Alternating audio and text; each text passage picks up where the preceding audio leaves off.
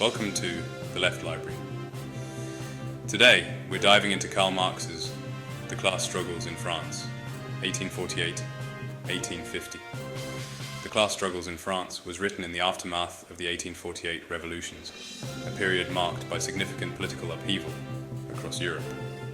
In France, the revolution led to the overthrow of King Louis-Philippe and the establishment of the French Second Republic. Marx begins by examining the February 1848 revolution, which saw the overthrow of the July monarchy and the establishment of a provisional government.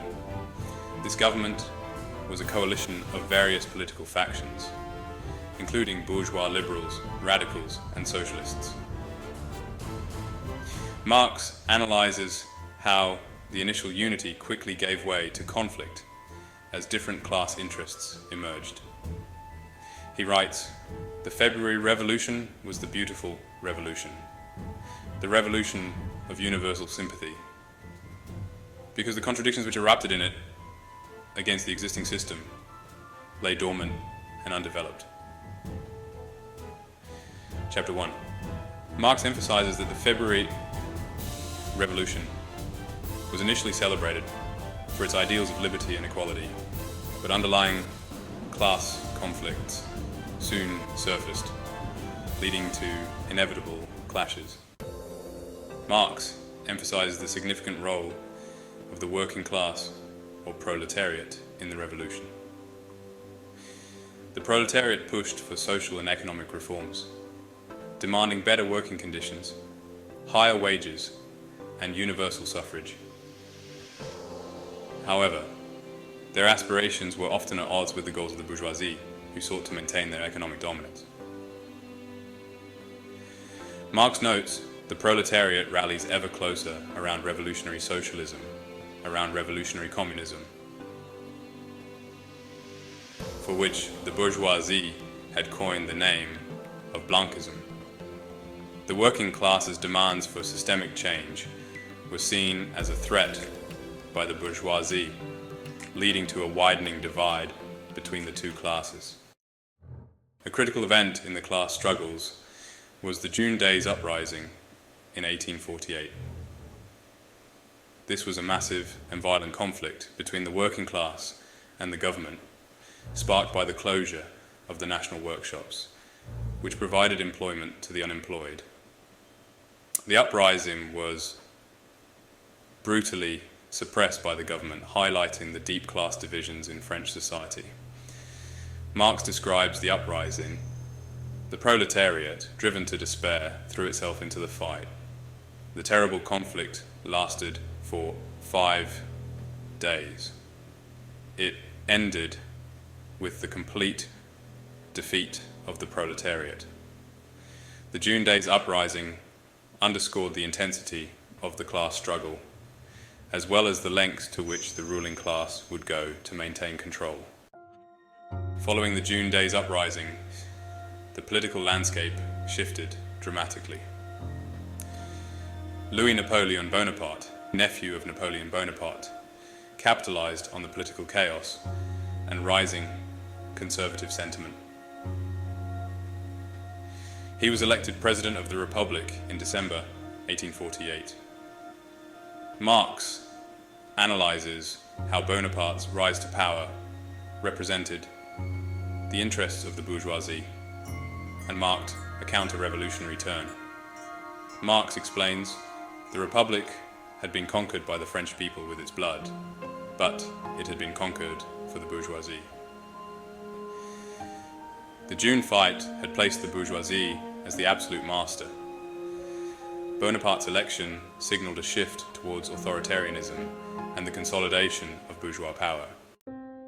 Marx details how the bourgeoisie consolidated its power in the aftermath of the June Days. This period saw the repression of socialist movements, the restriction of democratic freedoms, and the strengthening of the state apparatus to protect bourgeois interests. Marx argues that these developments revealed the true nature of the bourgeois republic. He asserts, thus, the defeat of the June insurgents prepared and consolidated the rule of the bourgeoisie. The aftermath of the June days saw the bourgeoisie entrenching their control over the state and economy, suppressing any threats to their dominance. Marx reflects on the lessons of the 1848 revolution and the importance of class struggle in shaping political events. He argues that the revolution exposed the irreconcilable conflicts between different classes and demonstrated the need for a proletarian revolution to achieve true social change. Marx concludes, the revolution of 1848 was but the first of the series of battles, and the history of the present is a history of struggles for the emancipation of the proletariat. The 1848 revolution highlighted the ongoing struggle between the working class and the bourgeoisie, emphasizing the need for continued resistance and revolution. Marx's analysis of the 1848 revolution remains relevant in contemporary discussions about class struggle, political change, and social justice. His insights into the dynamics of class conflict help us understand the underlying forces that drive historical and political developments. The events in France from 1848 to 1850 illustrate how different social classes have competing interests and how these conflicts shape political outcomes. The suppression of the working class's aspirations by the bourgeoisie and the rise of authoritarian leaders in times of political instability are themes that resonate with many modern socio-political movements.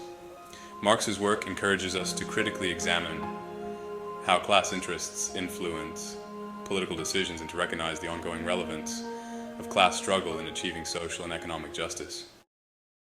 In the class struggles in France, Karl Marx provides a detailed analysis of the revolutionary events from 1848 to 1850, highlighting the dynamics of class struggle. His work challenges us to rethink the nature of political power and the role of different social classes in shaping history. By understanding Marx's analysis, we can better advocate for a society that prioritizes the needs and aspirations of all people, not just the privileged few. Thank you for watching The Left Library. Don't forget to like, comment, and subscribe for more simplified insights into political philosophy, political economy, and political science. Let's continue to learn and grow together.